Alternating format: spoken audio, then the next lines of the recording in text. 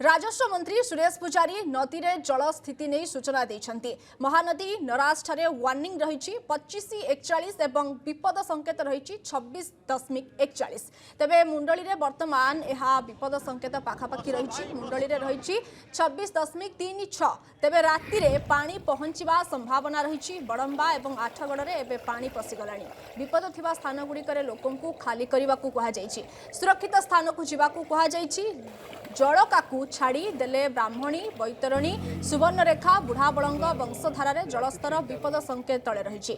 देवी नदी में विपद संकेत 11.76 थिबा बेले एबे स्थिति रही 8.90। मोटामोटी भावे राज्य में बन्या स्थिति नियंत्रण थिबा कहिसंती राजस्व मंत्री। से कहिसंती आज संध्या जाए 20 जिला प्रभावित होईछि। 20 जिल्लार 100 ब्लॉक प्रभावित होईछि। 539 ग्राम पंचायत 1458 गाँ 176 वार्ड 7,05,232 जन लोक चलित बन्यारे प्रभावित होइछन्ति। 1,99,000 लोकों को रिलीफ सेंटर को स्थानांतर करा जाइछि।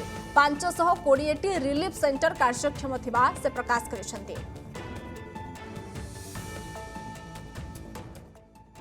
एपे जहाँ परिस्थिति अछि से परिस्थिति रे आपनको कहि दे जे महानदीर नरास्टारे आपणकर वार्निंग लेवल हूँ 25.41, डेंजर लेवल हूँ 26.41। एबे 3टा बेलू मुंडली रे 26.36 लेवल मीटर पर्यंत पानी पहुँचलानी। तार अर्थ हूँ जे वार्निंग लेवल को अतिक्रांत कलानी, डेंजर लेवल को पहुँची नहीं, किंतु राति रे पहुँचबार संभावना अच्छी।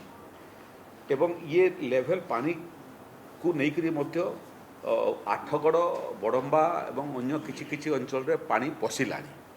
सेठी मध्य जिलापाल को निर्देश दिखाई रिपोजिशनिंग करने जिमिति पानी आसवा पर्यंत अपेक्षा न करी संभाव्य पानी पशिबाटा को आखि आगे रखी व्यवस्था करेंगे। इवाकुएसन करने आवश्यक जो जो जगार अच्छी कहुई राति इवाकुएसन न करी से जो जो जगार पानी बढ़ो सेठिकार लोक आगुरी इवाकुएसन करने कहुई। एटी देवी नदी रे डेंजर लेवल 11.76 थिला, एबे 8.90 को पहुँची गलानी। कुशभद्रा निमापड़ा ठारे 10.76 थिला, एटा भी डेंजर लेवल तले अच्छी। ई सुंदरगढ़ रे एटा मध्य डेंजर लेवल ढेर तले अच्छी। ब्राह्मणी बैतरणी बुढ़ाबलंग सुवर्णरेखा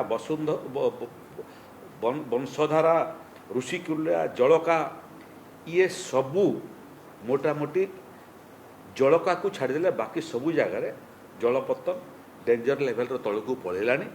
जलकार मध्य डेंजर लेवल को केवल स्पर्श करिछि, आकु आहुरी कमिबो। तेणु बाकी सबू नदी वर्तमान जलपतन कमी कमी जीव।